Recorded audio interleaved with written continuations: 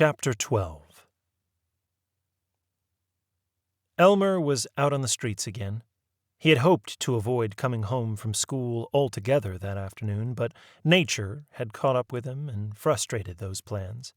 And whom did he find at home, much to his surprise, for the relatives from the other side of the family were seldom seen there, but his father's sister, Aunt Nettie's husband, Uncle Bob. "Ah, here he is now," said Uncle Bob. "Come here, Elmer. We're talking about you." "I gotta go to the bathroom," said Elmer, invoking sanctuary. Though not, of course, for long. Almost enviously, he regarded the peeling brown paint on the narrow walls.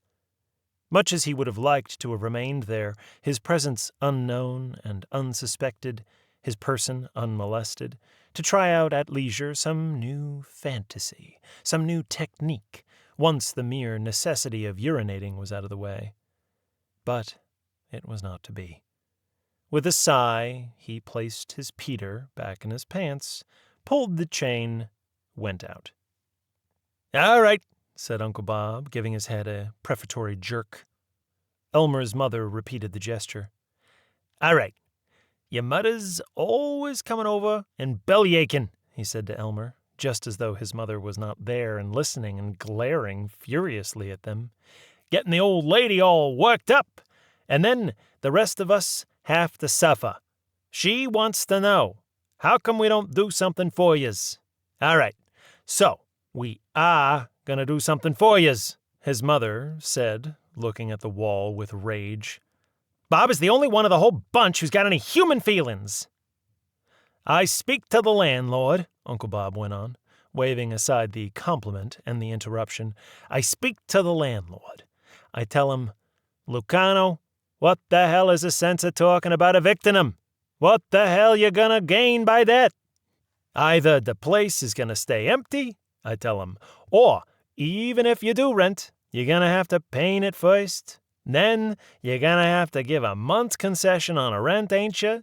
And then you're gonna have to fix this, and you're gonna have to fix that, because the way things are nowadays, anybody who's got some money to pay rent, they can pick and choose. So, all in all, Lucano,' I tell him, 'it's gonna cost you more than 2 months' rent. You're gonna have to pay the marshal for serving the papers, even you want to evict him. So be sensible, and just don't collect the rent for 2 months, because they ain't got it,' I tell him. So he say, 'Okay,' the guinea bastard." Uncle Bob wound up, dismissing the mercy of Mr. Lucano, who had chosen to pay his savings earned by standing on his feet 12 hours a day cutting hair to the mortgage department of the bank instead of to bootleggers or bookmakers, a lesson to him, no doubt. "Thank you, Bob," Elmer's mother said, with a deep sniffle. "You're the only decent one of them." Uncle Bob's benevolence, however, was not yet finished. He gathered up their total attention with his small gray eyes and drew forth from one pocket 2 $1 bills and some small change. "And this is for the gas and the electricity," he said. Yeah, I know you owe more, but this'll keep him from turning it off for a while. Now," he said, suddenly, turning to Elmer, who went stiff and calculated the distance to the door, now being his own father's signal that he was about to take his belt off and give Elmer the strap. However, such was not the case at the moment with Uncle Bob. "What they say, what the rest of the family say, what they say. You gotta quit school and get a job, Elmer." And at this, Elmer's mother raised her head and gave a great scream of, "No!" And Uncle Bob half turned, and in a rather gentle voice, for Uncle Bob, gentle, said the words, "Valley Brook?" And Elmer's mother stopped in mid-breath for another scream and fell absolutely silent. Valley Brook was the ancient county almshouse and poor farm. Elmer, his heart cold with shock at hearing the dreaded name, as well as observing his mother reduced from scream to silence, felt a sudden surge nonetheless, of excitement and of joy. Leave school and get a job? Why, who was it who did leave school and get a job? Why, the tough guys, that was who. And you saw them later on lounging importantly on the street corners, nodding indulgently as you went by. And they didn't wear knickers anymore, they wore long pants. And they openly smoked cigarettes. And they spit in the gutter like grown-ups. And they spoke openly and confidently about doing it to girls. But a sudden thought spoiled these beatific visions. "Yeah, Uncle Bob, but, Uncle Bob, Uncle Bob suddenly seemed very tired of it all. "Drop the other shoe, Elma," he said. "But, Uncle Bob, I'm not 14 yet. I couldn't get working papers, and the truant officer—" This seemed to revive Uncle Bob. "Working papers? The truant officer? Who's going to ask you for working papers? City Hall? And the truant officer? He ain't going to bother yous. You're lucky enough to get a job these days. Leave me worry about him." There was a silence, broken by Elmer's asking deferentially, confidently, "Where am I going to get a job, Uncle Bob?" But this was clearly the wrong question. The mixture of scorn, command, benevolence vanished abruptly from Uncle Bob's face. He opened his mouth. Then he closed it. Then he grew annoyed. "How do I know where you're going to get a job? Look for one." Elmer did not know where he was going to look for one, but he did know one thing. He knew that he was under no circumstances going to remain alone with his mother after Uncle Bob left. He got up from the kitchen chair as though goosed, and he said, I will. I'll start right away. And with nods of farewell, which did not involve his looking directly at anyone, he walked quickly out of the house. Behind him, after the sound of the closing door, he heard Uncle Bob say, in a tone of weary but compulsory approbation, "Lot of moxie. Kid's got a lot of sand." And on the thrill of this compliment, Elmer walked out to seek his fortune in the world. Chapter 13. Miss Merkel, the librarian at the front desk, looked up at the sudden clatter of feet. She frowned. All sorts of people were taking to coming into the library these days, many of whom did not seem at all interested in reading the books. Most of them find their way into the reference room, though. Not her department. True, the library was warm in the cold weather and cool in the hot weather, but after all, and yet, still, even after 2 pay cuts and another one threatened, it was a position. And where could one go look for another? So she merely lifted her eyebrows at these 2 young people, a young man and a young woman, and touched her index finger to her pursed lips. "Can we see a map?" the young woman demanded. Yes, really demanded. A map! The young man exclaimed. "Shh!" said Miss Merkel urgently. She gestured towards the reference room. "A map! Where are the maps? We want to—" In there, Stell," said the young man, and off they galloped. Miss Merkel shook her head. She gave a long, sweeping look around the rotunda. But everything else was in order. There was no one to hiss at, no one to snap fingers at. Miss Merkel sighed, returned to her perusal of the new Edgar Wallace. Another thing about the position, you could get to read the newest books before they were either catalogued or shelved. The Depression sank out of sight. Noisy young people and slouching old ones were forgotten. Miss Merkel, in a police motor car, drove slowly through the dark streets of Manchester, England. Would they find the gang leader? They would. The inspector was so clever. They would find him. But please, Lord, not yet. If Miss Merkel found the position more taxing than in the years before, conceive of the problems faced by Miss Showalter, who had been in charge of the reference room for years.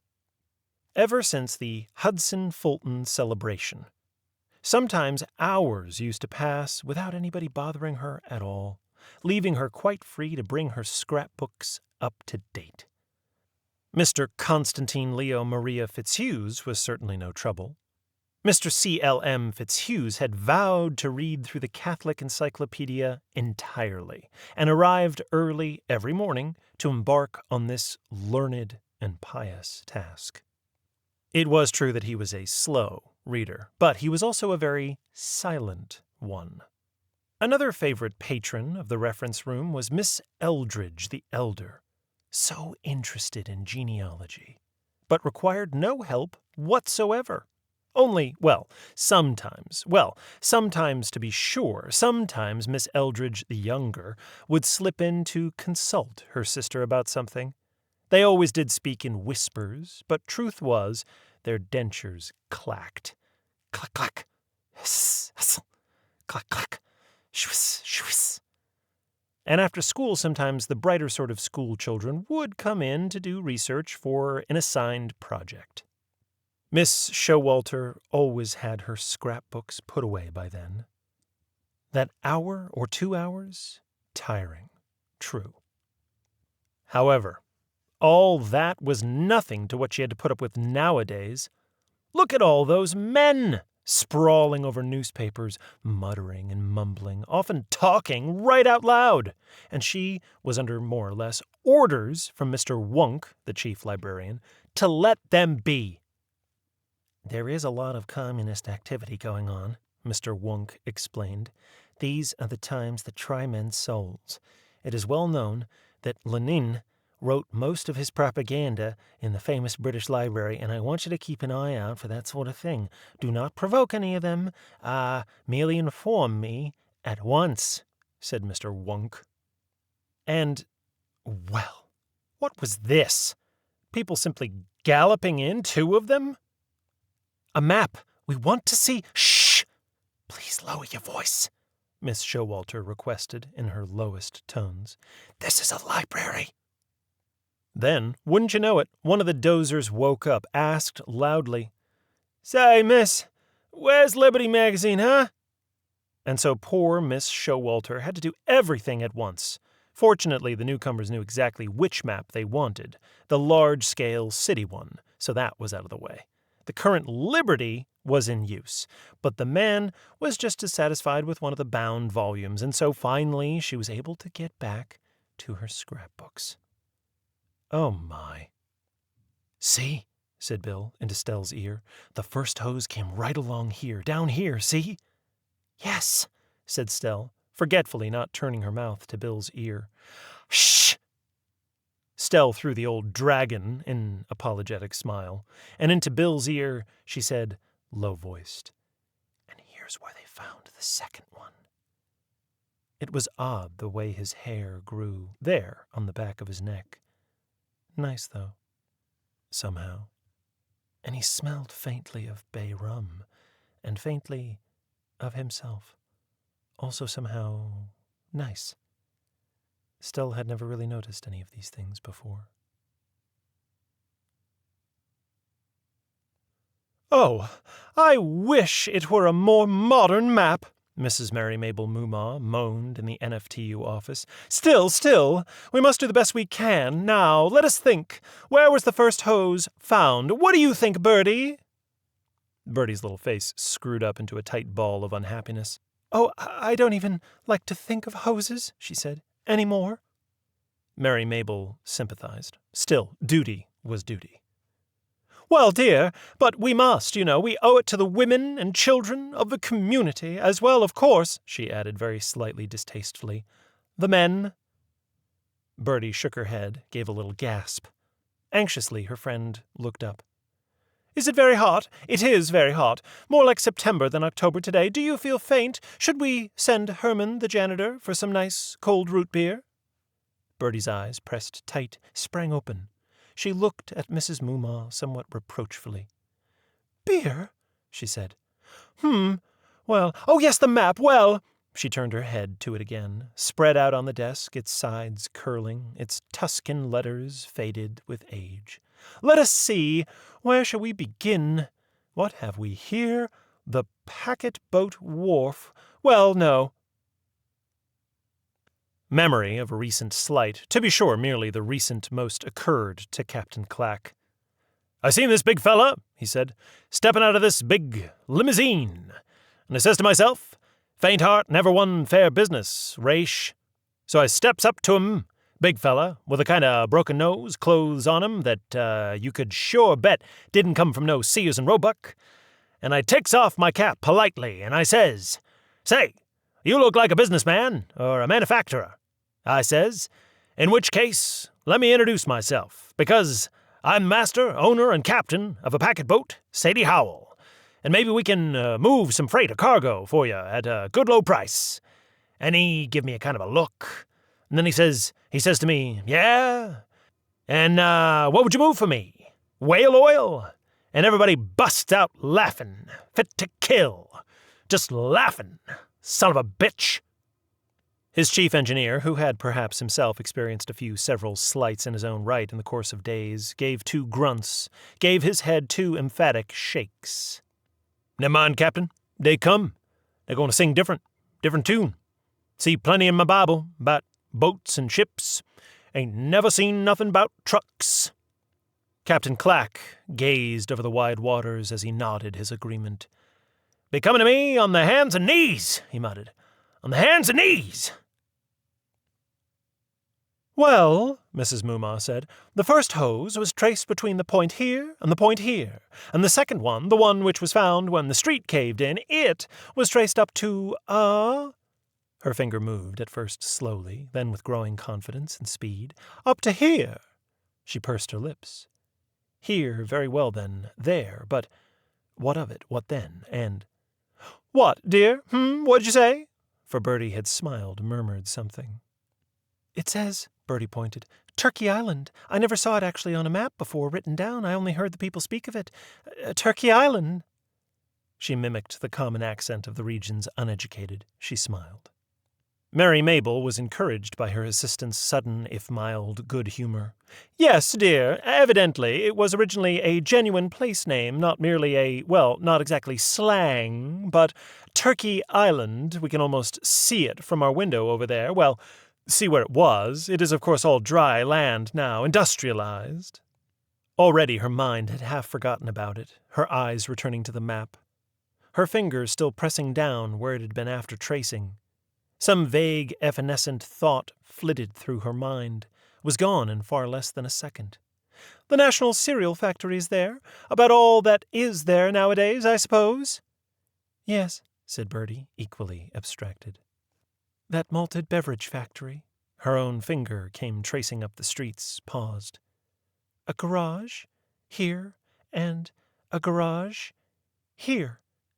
A tiny frown line furrowed the skin above the bridge of her nose. "Oh!" she exclaimed. "What, dear? Yes, both garages. They are near. They are rather near to Turkey Island. The garages where those shameful people had the illicit bottling plants. Oh!" Bertie looked up.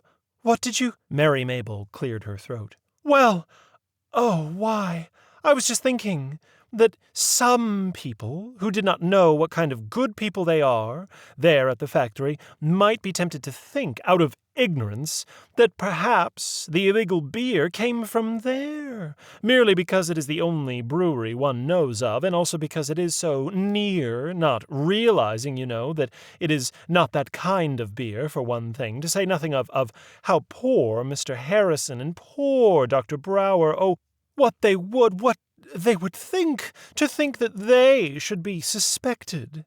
Bertie sighed, shaking her head. "Well, we don't think of it."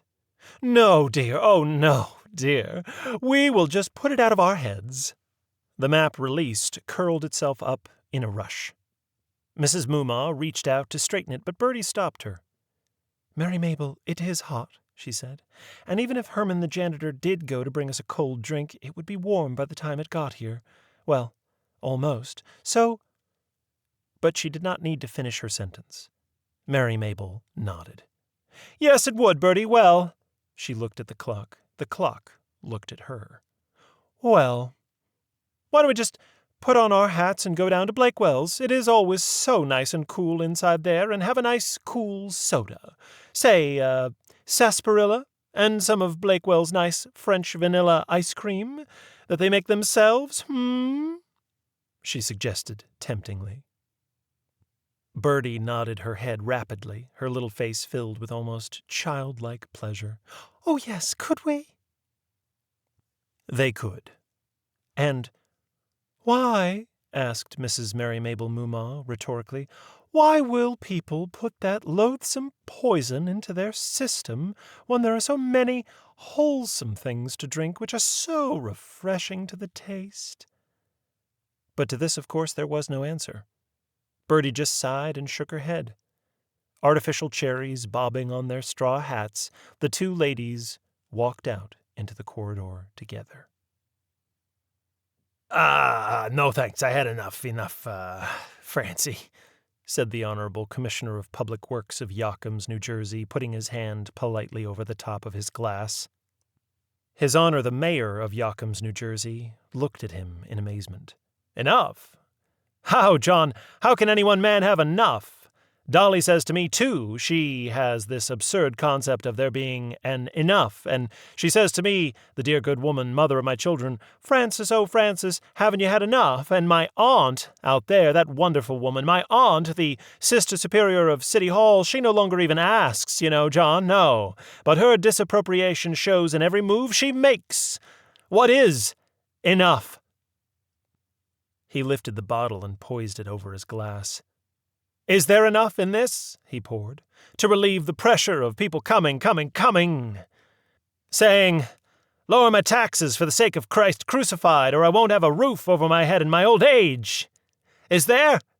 Or is there enough in this," he poured, "to clear my ear of the pressure of people beseeching me every time I walk down the street, 'Ah, Francis, get my man a job or the furniture will be on the sidewalk because there's nothing for the rent, and I'll pray for you, Francis'? And is there enough in this to pay even last month's payment on the house on Laurel Street where my wife and I and our 5 children and my white-haired old mother live?" He poured. "And the meat, and the bread, and the milk, and the potatoes, and the clothes, and the shoes, and the school fees, and the school books over there at Sacred Heart for those same 5 children," he poured. "And as for getting anything aside for their future, and as for the non-amortizing mortgage, may God bless its heart on the summer cottage," he poured. "Is this enough? And the payments on the 2 cars?" He paused a moment and thought. "What else now? Is it enough for my so-called career? What happened to that? Would you like to know? And if you would, John, well, so would I, John. So would this be enough for that, now?" And he poured. And he drank, and he drank, he drank. Then he sat a moment, silent. Then he looked around vaguely. "Ah, yes, the subpoenas. From the Latin, well, the hell with that. Let us look upon this map before us, John, and see if we can wonder what the brewer buys, one half so precious as the stuff he pipes, and whence, and perhaps whither. Certainly by whom, to whom. Allow me," he said with slow, grave courtesy, and did nothing. The Commissioner of Public Works, by now just a bit uneasy. Francie."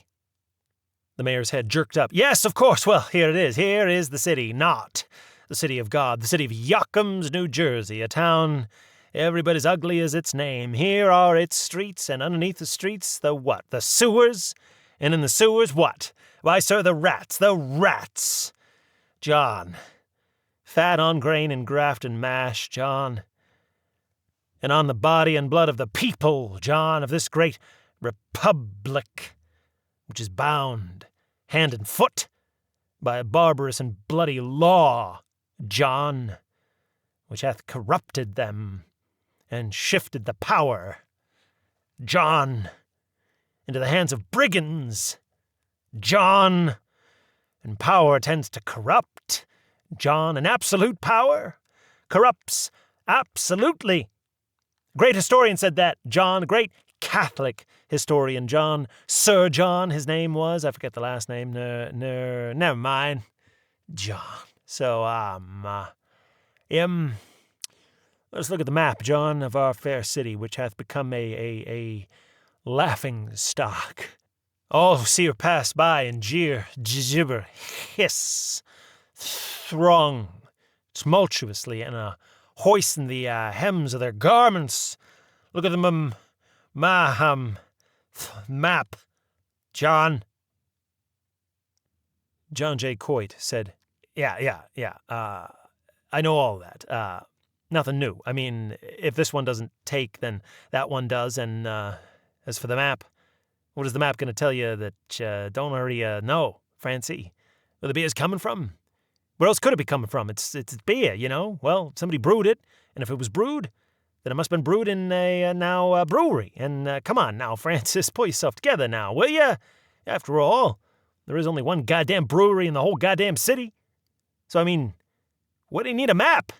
Now, Francie, for Christ's sake. The mayor sat hunched over the map. His elbow was resting on it. His hand was pressed against his forehead.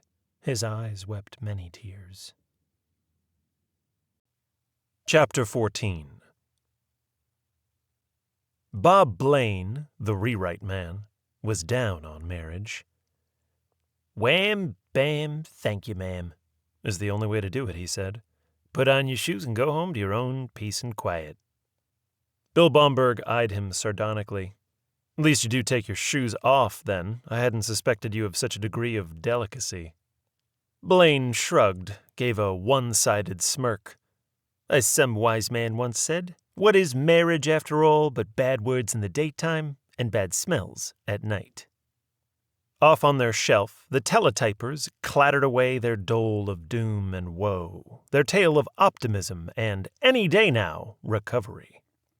Both depression and recovery had already gained the status of capital letters. Some mad, vile old man had confessed to the murder of 12 children.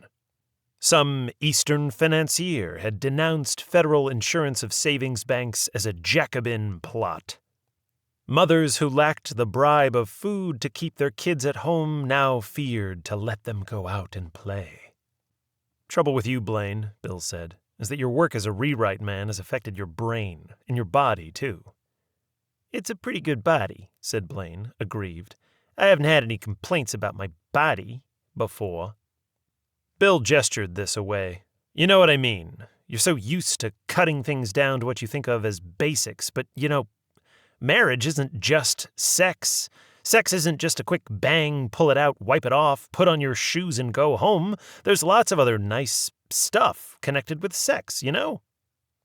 Bob Blaine said, Ah, he said, you've been reading Louisa May Stopes again. Gave a fart and a scornful chuckle and went back to cutting to ribbons the newest reporter's newest story. Dick Riley, from sports, had come in and listened silently. He handed Blaine the papers in his hand. Red Hat Extra, he said. High school football, Central versus Heights. Bully, just put it down somewheres. Riley turned to Baumberg, said, I envy you, Billy. You roving reporters. You're the boys that get all of the nookie. Oh, come on now. Riley, lighting a between-the-acts little cigar, his mouth occupied, lifted his eyebrows to show that he stood by his statement, then said, Never mind, come on now. Who is it that the bereaved widows, they grab a hold of their hands and lead 'em off into the bedroom to, comfort them? Oh. Riley waved his finger horizontally, dismissed the oh, as well as other disclaimers. Some red-hot mama, she and her boyfriend, they have a fight, and the cops come, and the roving reporter. And the cops, they grab a hold of the boyfriend and take him away to, cool off till morning. And the lady friend, she figures, why waste the shank of the evening? Or any other, shank, for that matter. He clutched an imaginary bathrobe around his skinny midriff, performed a pirouette. "Come on in, Mr. Reporter, and I'll reveal all of the details for you, huh?" Blaine said. "Ha ha." "Oh, now, Dick, that hardly ever happens," Bill protested. Riley pounced. "But it does happen in the case of your work, whereas in the case of my work, what am I going to do if I get horny? Hump one of the athletes?" Blaine gestured one of the little cigars for himself. "Been known to happen. Not you, Riley, I hastily hasten to say, but look at that son of a bitch, Lord Alfred Douglas." "You look at him," said Riley venomously. "All of them lords, limey bastards." "Yes," said Blaine, "and look what he did to Oscar O'Flaherty Wilde, a nice Irish boy for you." Riley, his interest quickened, asked what exactly did Lord Alfred Douglas do to Oscar Wilde. Blaine instantly replied, "Stabbed him in the back, as you might say." After a moment, Bill, his face red with laughter, said, "Oh, yeah, but, Bob, I never heard that the noble lord was an athlete." Blaine said, "Sure he was. He was a boxer. His father made up the Marquess of Queensberry rules. Alfred used to wear boxing gloves every time he and Oscar, you know what. He was not only athletic, he was an athletic supporter." But this was by no means as good as the previous quip, and Bill, with a noise of disdain, got up and left. The conversation had gone not quite in circles, but he was left with some thoughts on the semi-initial subject, viz. Sex. Well, viz. Marriage. Marriage and sex. Sex without marriage he was familiar enough with. Marriage sans sex he hoped never to encounter at all. "Marriage and sex," he said to himself in a low, thoughtful voice. "Now and forever, one and inseparable." Which, finally, brought him to something which he now resolved to face. Often enough had it popped up in his thoughts. Always, before, he had drawn a veil over the thought, though perhaps not always immediately over it. What were his essential thoughts about Stell Wilson? To deny that he was attracted to her was to deny that he was attracted to fresh air. Well, sure, you had to breathe, and if you couldn't breathe fresh air, you would have to breathe stale. Would this attraction someday grow stale? It didn't now seem that it ever could. But common sense told him that it might. He had known passion, love, to turn stale, to turn to lassitude, even, alas, to disgust. Sometimes in the course of a single evening. Sometimes it had taken longer, sometimes it had not gone to that extreme. Sometimes he, sometimes she, had folded their tents like the Arabs and as silently stolen away. And sometimes the break had been noisy indeed. Once, his sole venture into interracial romance, a West Indian named Celia, had first accused him unjustly of attempting to start up again a previous liaison with another woman, had next driven him out of the traditional cottage with traditional blows and imprecations, had lastly, while he was gone, smashed all his glassware and crockery, slashed all of his clothes, not then out to wash, and had deposited his pillow in the middle of the bed, and had deposited under the pillow a fork with the tines down. An obi sign, one of the most dire, and had vanished. As it happened, the damned sign, or curse, had worked, too.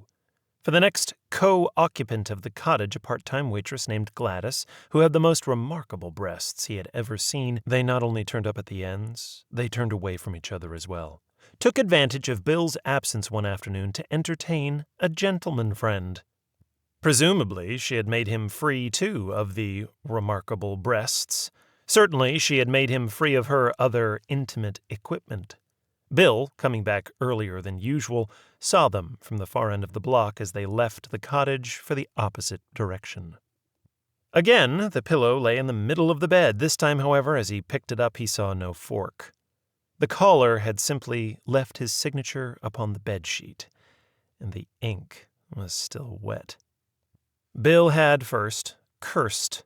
Then he stripped the sheet off. Then he took all of Gladys's belongings, plus one of his towels, which she had evidently used at the termination of the recent interview, tied and rolled them up in the sheet, tied its corners with knots, and set it on the porch, with her hat on top of it. And while he was still standing on the porch, wondering what the hell to do next, his landlady suddenly appeared. She had, it seemed, received news, although she had received it late. "I heard you were keeping a Negro woman here," she said. I was. "You'll have to go." He stared at her. Then he spoke to her more bluntly than he was used to speaking to her. "Why in the hell should you care, Mrs. Snyder?" he demanded. "Your Riverfront Hotel is the biggest goddamn whorehouse in town. And for Christ's sake, don't tell me it isn't, because I have patronized it, as well you know." Her heavily powdered face was as expressionless as ever. "That's right," she said. "And you may have noticed that all the girls were white girls, too." So, with a shrug, he packed up his things and stowed them in his car and drove to engage a room at the Y while he searched for some other place to live. But that was a while ago. There wasn't a lot of money available to him nowadays for large-scale dalliance, or for that matter, anything else. He had once established a savings program, but since then 2 pay cuts had effectively disestablished it. And as for his venture into the market, well, he was still working. He was working every day. He wasn't going hungry. Maybe he could afford to get married. She was working too. Oh. There it came again, and there it came again. The picture mental of Stella desnudata. Was that it, mainly? Was that at the bottom of it? Well, and if it was, so what? Well, and plenty of what. Dope, he called himself. And so the same old thoughts about it all, over and over and over again, in whirling circles, until finally he came out where he went in, which was at Bob Blaine's Maxim. "If you can think of one single reason not to get married," Blaine said, and said, and said, "then don't get married." By this time Bill was home again. He breathed through his mouth as he went up the stairs, trying to ignore the marital cabbage of the people downstairs, a certain death blow to romantic notions. He would not think of Stell. He took off his coat, unbuttoned his vest, sat down in the Morris chair, picked up the copy of The Bridge of San Luis Rey, read one line with deep attention, and immediately began to think of Stell again. Chapter 15. Captain Clay and Chief Hoteling had their heads together over their own map. "I stood up all last night," said Clay, "trying to figure this out. First off, naturally, I figure the brewery, right? Ain't that logical? But... And I say, nah, come on, Casper, that brewery's legit. So, the suds must have come from somewhere else. How it could have come from somewhere else in the first precinct without my knowing about it, well, this I gotta figure out. If it's coming from somewhere else in the first precinct, it ain't coming from Washington, D.C. Herbert Hoover ain't sending it. But chicken pipe beer only so far. And I go over the funkin' map 20 times, Chief. Where could they be another place where maybe someone was now making beer? Maybe bringing it in from somewhere else and piping it out from there, if, that makes any sense." Chief Hoteling grunted. His red, freckled hands, thick-fingered like a pair of huge spiders, crouched upon the map. Then they began to move about it. "Here's the first place they find anything, and then they trace it up to here. Commerce Street, the goddamn garage. And later that night, they find some palooka fooling with the manhole cover, right here. And so, if he and his pals, if they wasn't pulling up some more of the hose, so it must have gone on at least as far as where the manhole was." His fingers inched along. He asked, "All of them old buildings been empty since the World's War?" Captain Clay shook his head. "Nah," he said, "nah. I check 'em out good, And Bobby Morrissey, Fire Chief Morrissey, he check 'em out good, too. No, Chief, I tell ya, Chief, I tell ya, either comes out of the thin air, Chief, or else it comes out of that brewery, Chief. Legit, or not legit. The chief flung up his hands, looked at the ceiling veins swelling in his great thick neck. Then, once again, he was glaring at Captain Clay. What? You trying to tell me that this whole sissy Professor Brower, he's into the rackets? He don't own the place, Chief. He's just like the now managing director. I don't think he knows his ass from his elbow, Chief. Who owns the place? Well, I had it looked up. Officially, Chief, the owner of record, Chief, is old lawyer Bremen. Chief O'Tailing made a face as though he were at that moment tasting old Christian Jacobus Bremen, attorney at law, and found him, with his hairless and liver-spotted head, tremulous lower lip, and old-fashioned and rather dirty clothes. Not at all to his taste, at all. Yeah, well, Chief, sometimes these businesses, they now change hands. And you don't always know about it at the time. So I asked around, Chief. I asked around. And you might not like what I got to tell you, Chief, but who is it who always come around there and he acts like he is the boss? Another lawyer. Old lawyer Bremen. They say he's a pretty sick man. But this other guy, Chief, he's young. Who do I mean? I mean Mr. Rabbit Boykin. Father's still an ordinary dirt farmer up in Boygan County, but the son? Well, you heard of him, Chief. Been in the papers more than once, Chief. Sonny Boy Boykin. You heard of him, Chief. You know whose mouthpiece he is, Chief. Chief O'Tailing's face went first grim, then slack. Then he said, "Son of a bitch." Very, very softly, Captain Casper Clay said, "Well, that might be, Chief. That might well be beside the point, Chief. My guess, Chief, that this now brewery, Chief, that it now, in effect, it belongs to our fellow townsman, as you might say, and as you might call him, Mr. Albert Stoltz, Dutch. Son of a bitch." Captain Clay nodded slowly, perhaps even a trifle sadly. "So I don't know what we do about that, Chief." "Yep, In fact, if he sits in his own house, and he leans out his window, Chief, and, if the wind's in the right direction, Chief, he could just about spit right onto the roof of it. Just about." In the silence that followed, the voice of a belligerent drunk, becoming less belligerent by the moment, was heard from a few rooms away, protesting that he had his rights. Chief O'Tailing then said, perhaps repetitiously, in a low voice, filled with trouble and with perplexity, "If I ain't getting nothing, Casper, and if you ain't getting nothing, Casper, then who in the hell is getting something, Casper?" Captain Clay lifted a hand and smoothed his silvery hair. He said, $2,000 a week. The sheriff tell you 52 weeks a year? And me, last month I filed for bankruptcy? Why, if $2,000 a year, well, that's my problem. Well, who? Yeah, I don't know who, Chief. But I do know one thing, Chief. Whoever he is, he's got to be somebody pretty big, Chief. Chapter 16.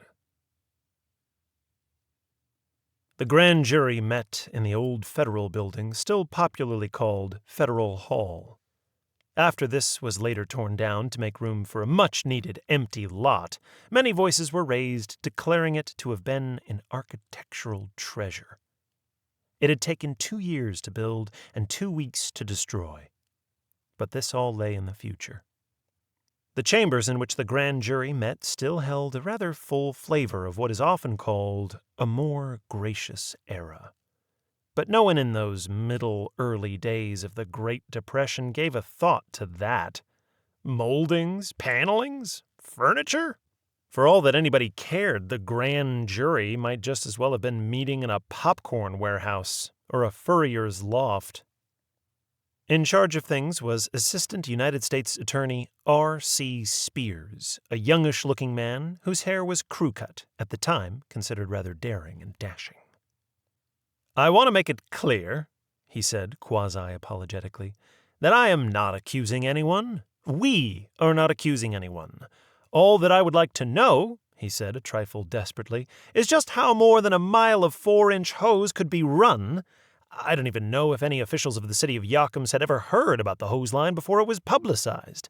All I'd like to know is this: how is it possible that more than a mile of 4-inch hose could be run under 4 city streets without any knowledge on the part of the city officials or employees?" He paused. He gazed around the large, musty, dusty room. But if he was waiting to hear someone pop up and volunteer the information, he was doomed to disappointment. "More than 6,000 feet of hose," he said pleadingly, "worth more than $25,000? Again the pause. And again the silence. Assistant U.S. Attorney Spears sighed.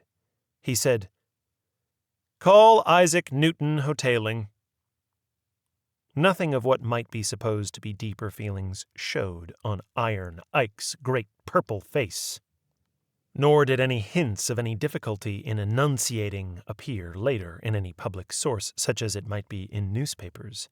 The public utterances of public officials, like those of members of Congress, as finally appearing in the congressional record, being subjected to a process of copy editorial sandblasting or steam cleaning, in which dialects disappear, participles are never left perilously to dangle, ums and ahs and repetitions are neatly removed like so many warts. So, "I am informed by the Deputy Assistant Commissioner of Public Works," Hoteling was described in print as having said, "that all the sewers in which the hoses were laid were wide enough in diameter so that it would be possible for men to remove a single manhole cover and thread the hose for as great a distance as they wanted to. Suppose the policeman on beat was somewhere else on his post at the time. In such a case, detection would have been impossible." U.S. Attorney Spears gazed at him with stupefied astonishment.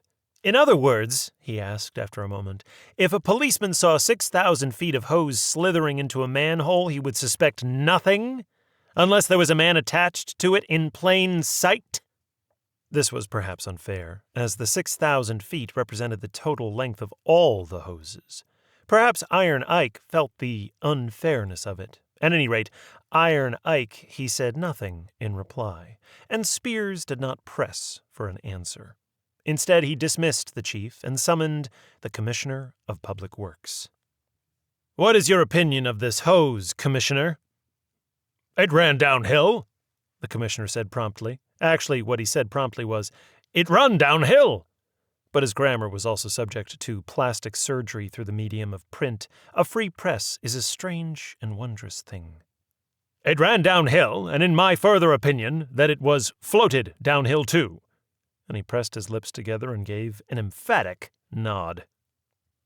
After a moment, for the other shoe to drop, Spears asked, "Floated downhill to what?" "To whatever it was floated downhill to," said Coit, gazing on Spears with well-controlled astonishment. Spears stared at him a moment, but nothing happened. "Now, Commissioner," Spears said. He paused, cleared his throat. "Now, Commissioner, the hose, the hose couldn't go floating around corners, making angles from one street to another without someone opening manholes and going down to guide it. How is it possible," he burst out querulously, "for all this to be done without being seen?" But the Honorable John J. Coit had no idea how. The Honorable Francis F. Flaherty had no idea either. "Well then, Your Honor," asked Attorney Spears, "you have no idea who owns the garages that these pipelines have been traced to?" The mayor's face, impassive for far longer than usual, lapsed into a very slight smile, which in turn dissolved into a sort of spasm in which he was as before. "We are engaged in trying to trace the owners, sir," he said, "but the properties are owned by corporations, which in turn are owned by corporations, and so we have not been actually able to determine with any degree of legally requisite exactitude, you know."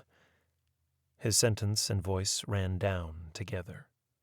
He stared with glassy eyes upon a dust-obscured canvas on the farthest wall of a gentleman in antique costume engaged in parley with a remarkably oleaginous Indian. And, after a rather long moment, the mayor was excused from further questioning. Fire Chief Robert E. Morrissey assured the United States Attorney that the garages in question had, on the occasion of their last being inspected, either been quite empty or had contained nothing but the usual collections of flivvers and tin lizzies and Mack or white trucks. Certainly nothing in the way of bottling plants had been observed, and as for the hose itself, a specimen of it was handed up to him, it not having been thought essential to introduce all 6,000 feet.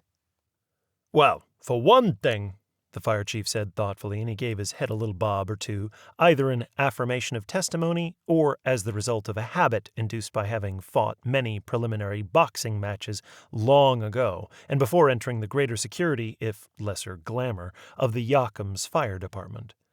"For one thing, the hose is especially heavy. Especially heavy. Yes, sir."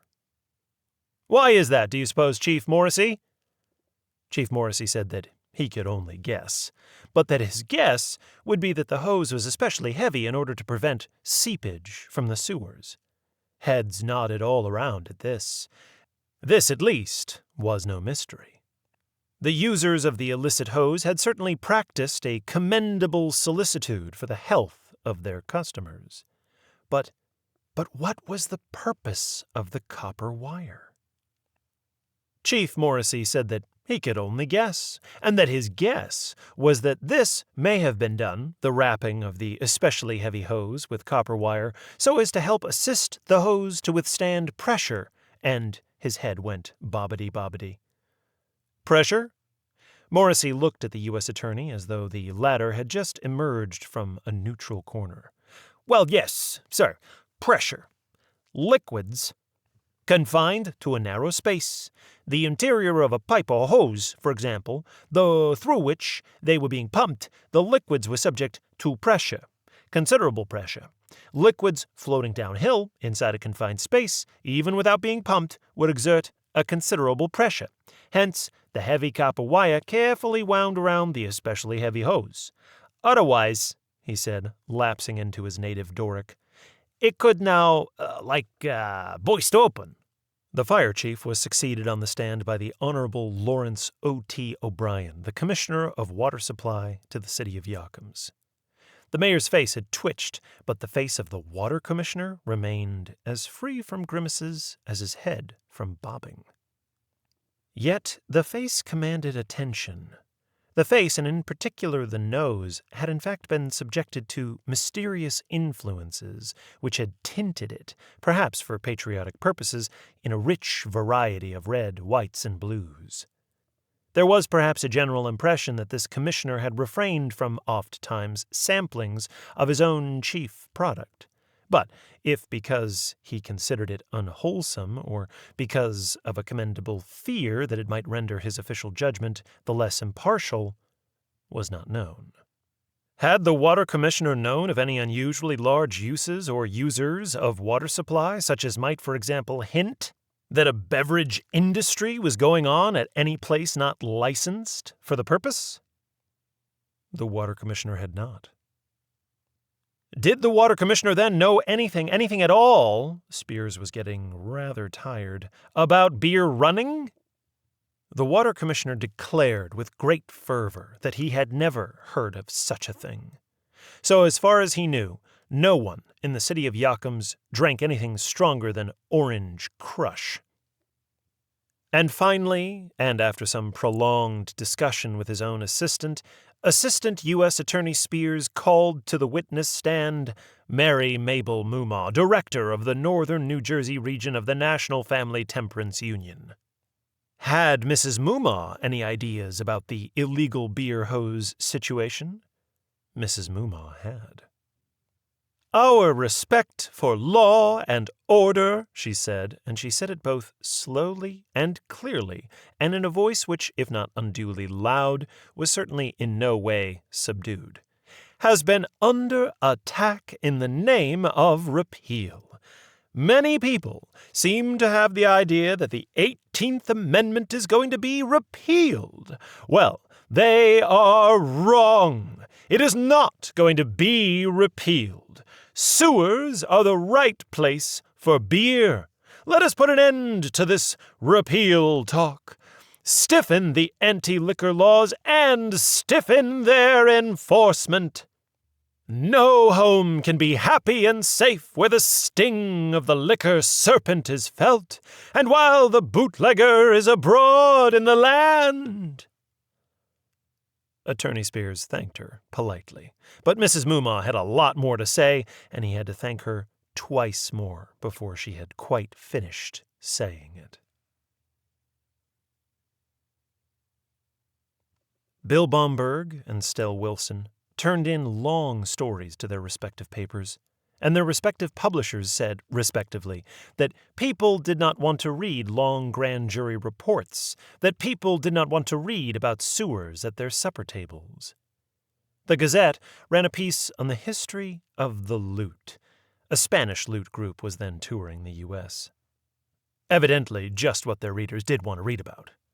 Their readers were unable to trace it to the Arabic al-ud, and to discover its connections with the medieval tierbo and cittern, the biblical psaltery, and the modern zither.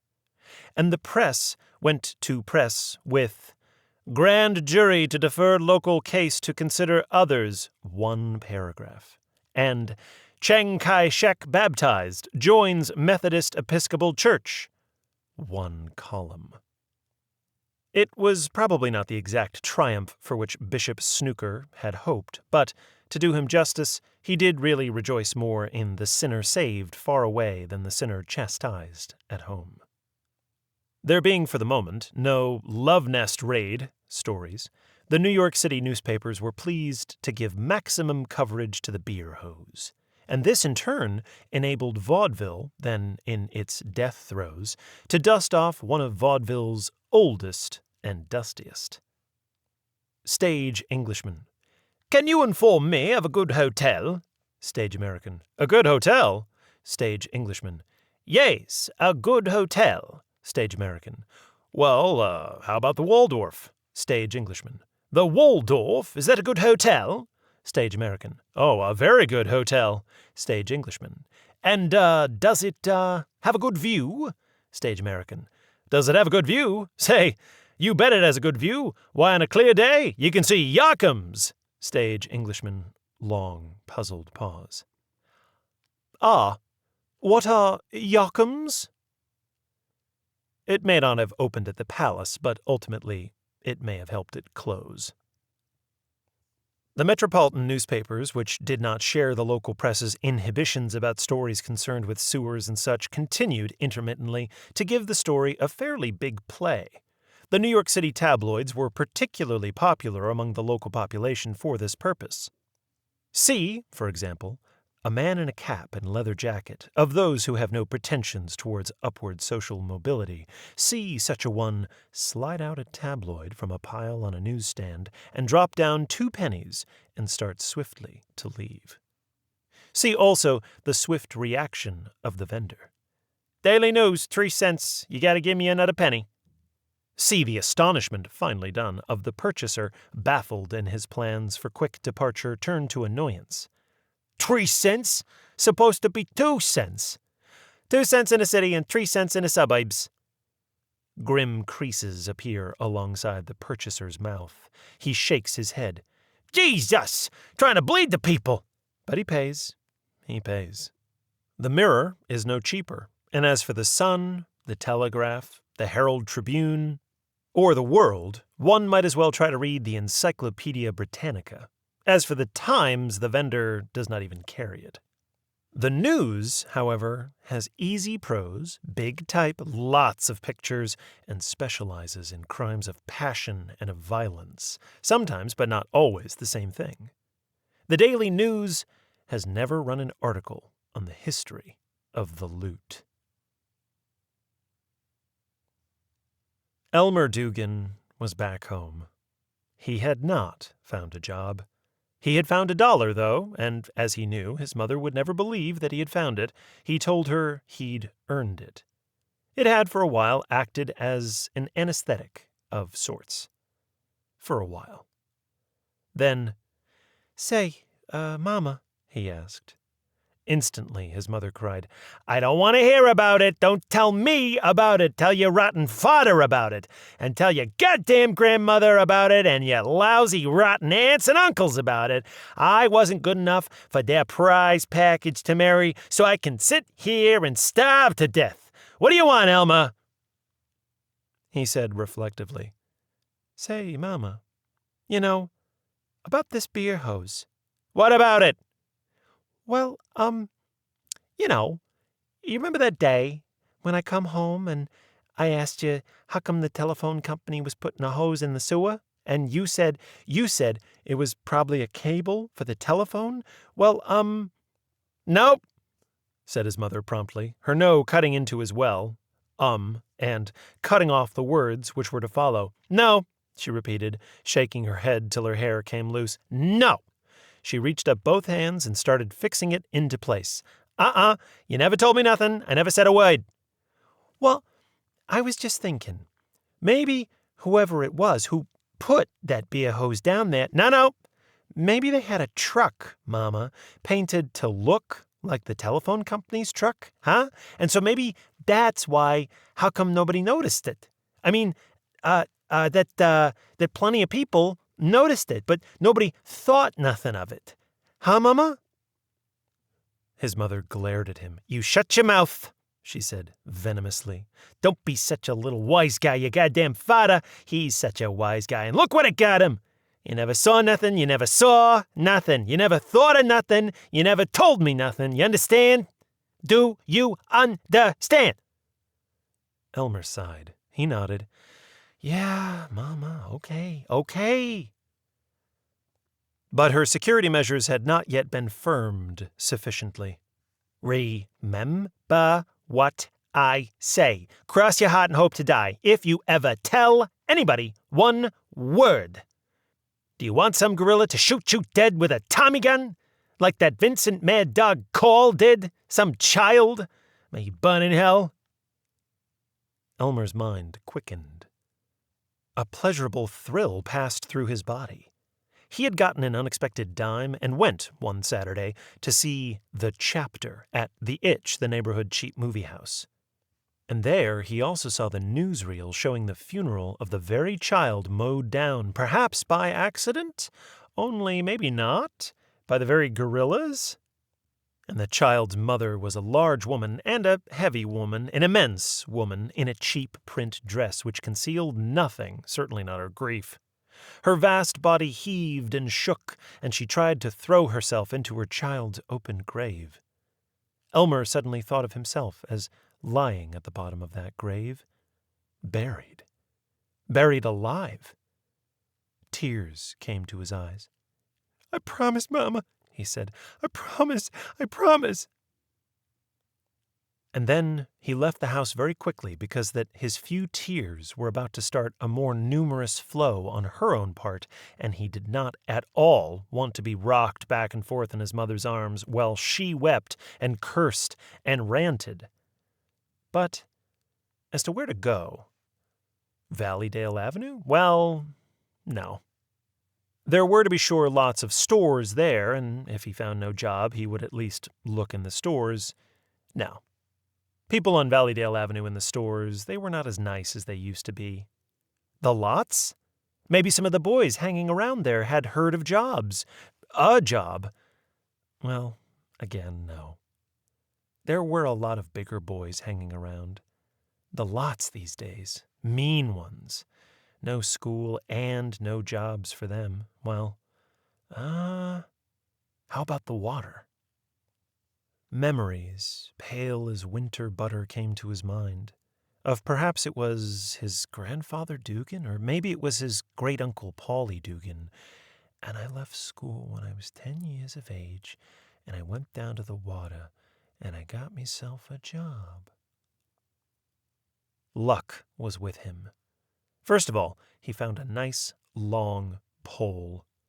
It was always interesting to go fishing in the water, either from the beach, although lately there were also a lot of bigger, meaner boys at the beach too, or from the wharf, where the Hackomack River disembogued out of its covert into the Hackomack Bay. Not for fish, for that required tackle, a thing he didn't have. To fish for whatever might be floating by. Once he had found a lady's purse with a $2 bill in it. Second piece of luck, there were no bigger, meaner kids hanging around the wharf looking for trouble. And third of all, there were some men on the deck of the ship, as Elmer always thought of it, and they were talking to each other. This, in turn, was a twofold good, because it meant they probably wouldn't notice him and tell him to go home. Also, they might say something interesting about ships, pirates, and, exciting adventures. So, very quietly, Elmer made his way to the edge of the wharf and idly plied his pole in the cluttered, clotted waters and listened to the conversation. There was someone sitting way down at the other end of the wharf. Looked like a smoky. As long as he stayed where he was, well, smoke. That meant some kind of alcohol mixed with water. Only the lowest class bums drank smoke. Sometimes they died drinking it, poisoned or frozen to death without even noticing it. Or sometimes they built fires to huddle around while they drank it, and sometimes they fell into the fires and burned to death without even noticing it. And sometimes... "Couldn't the senator help you get some business, Raish?" "Who? Him? The senator? Oh, you mean, That's the one." A sigh. Rank pipe smoke drifted down. "Oh, I don't know. Oh, sure. We went to school together. And that was years ago. I doubt I'd know what he even looks like nowadays." A grunt. "What he looks like? He looks like a chief of police. What he looks like? Yeah. He looks more like a chief of police than the chief himself. Looks like a chief of police. Couldn't he get you some business, Raish?" A sigh. A mutter like a verbal shrug. A shadow fell across the water, and Elmer looked up. A man was there, looking down with a funny, crooked grin. The man from the other end of the wharf, the smoky, who said, "Fishing up the Merry Widows, huh, kid?" Elmer said, "What? Oh, those white things? What do you call them?" The man said, "Fish skins." He smirked, moved closer. Closer. Despite a strong feeling of dislike, Elmer felt curious. You mean the fish shed their skins? Like snakes? Is that what they are? Oh. Another mystery of the sea, but this one solved. But the man said, "Nah," smirking more, moving closer, more. "People drop 'em in the toilets. And you want to come with me and I'll show ya?" He had his hand almost on Elmer's shoulder when someone else spoke. "You'll show him nothing, you dirty pogue. You get the hell out of here right now." It was one of the men of the ship. The smoky's face writhed. He showed his filthy teeth. Why don't you mind your own business, you funking cocksucker?" Oh, how quickly everything happened. The man jumped off the ship and onto the dock so quickly that his cap flew off, and he smacked the smoky with the flat of his hand so hard that Elmer could hear the sound of the smack echo, and a ropey plug of snot flew out of one nostril, and a jet of blood flew out of the other, and the smoky drew back, crouching and turning with his face bright with fright and terror, and he ran stumbling as the man from the ship hopped after him on one leg as the man was swinging a kick with the other. "Help! Help! Moida!" The Smoky howled just as though he were putting it on, but he wasn't. It was for real. Oh, how the Smoky ran away. One of the men, still on the deck, said, "Goddamn degenerate." And the other man, a colored man, said, "You done just right." The first man, breathing heavily, stopped, stooped, picked up his cap. And for a second everything seemed to stop. Elmer read the word on the badge or plaque fixed to its front. Instantly, Elmer forgot almost everything. He forgot the ill-fitting shoes, forgot the empty stove at home, forgot all the stores where he was no longer welcome, either because his family no longer bought anything or because he had been seen hooking stuff. He forgot all the places where he could no longer play because they were being taken over by the older boys who could find no work and were mean about it. Forgot the implied threat of the almshouse and the words unspoken in his mother's wrath, that she could, if worse came to it, herself return to live with her own parents if Elmer himself did not have to be fed. And he even forgot the trolley cars he loved to ride, and now could not because he had no nickels. He walked up to the man who was brushing off the cap. "Say, Captain," he said, "do you need a cabin boy? I'll work for nothing."